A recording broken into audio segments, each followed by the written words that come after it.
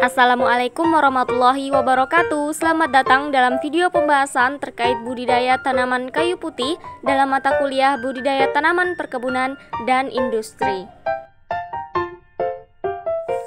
Tanaman kayu putih adalah merupakan salah satu jenis tanaman asli Indonesia yang umumnya terdapat di daerah Indonesia bagian timur. Nah, tanaman ini menghasilkan produksi hasil hutan bukan kayu berupa minyak kayu putih yang didapatkan dari proses penyulingan daun melalui proses destilasi. Sebelum lebih jauh, kita perlu mengetahui bagaimana sih persebaran kayu putih di Indonesia. Nah, persebarannya tersebar secara alami di Kepulauan Maluku dan Australia bagian utara.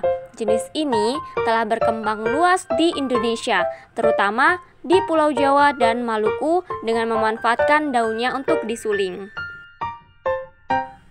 Untuk proses budidaya, tanaman kayu putih dapat dikembangbiakkan secara generatif maupun vegetatif.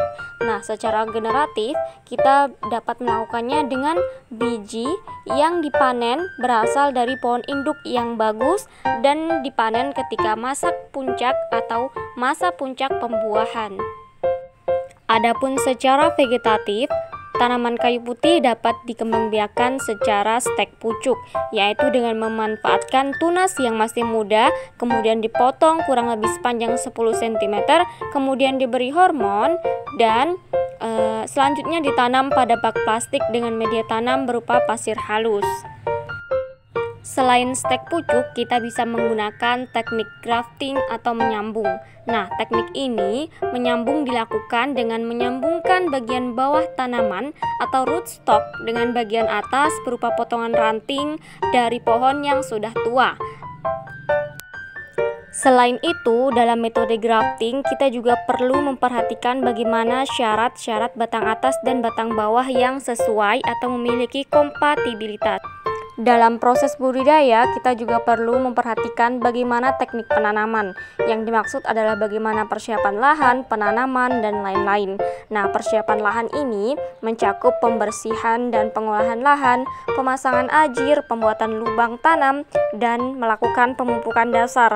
Selain itu, penanaman pada umumnya dilakukan dengan memperhatikan jarak tanam kayu putih, terutama jika kayu putih ditanam secara tumpang sari dengan tanaman lain. Nah, tanaman kayu putih biasa ditumpang sarikan dengan tanaman kakao dalam metode agroforestry atau sistem agroforestry dengan jarak tanam 3 kali 1 meter. Hal ini bukan lain adalah ditujukan agar di sela-sela tanaman kayu putih bisa ditanami tanaman pokok lain. Dalam proses budidaya, pemeliharaan merupakan salah satu proses yang tidak kalah penting.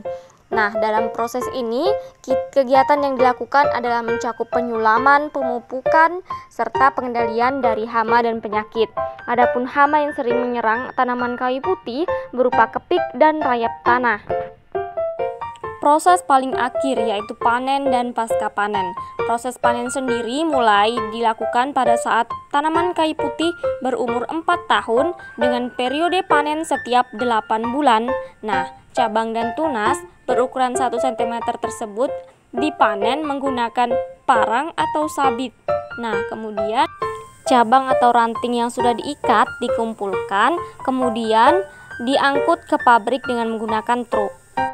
Selanjutnya adalah proses pasca panen yang diawali dengan penimbangan bahan baku berupa daun dan cabang kayu putih yang sudah dikirim dari lapangan.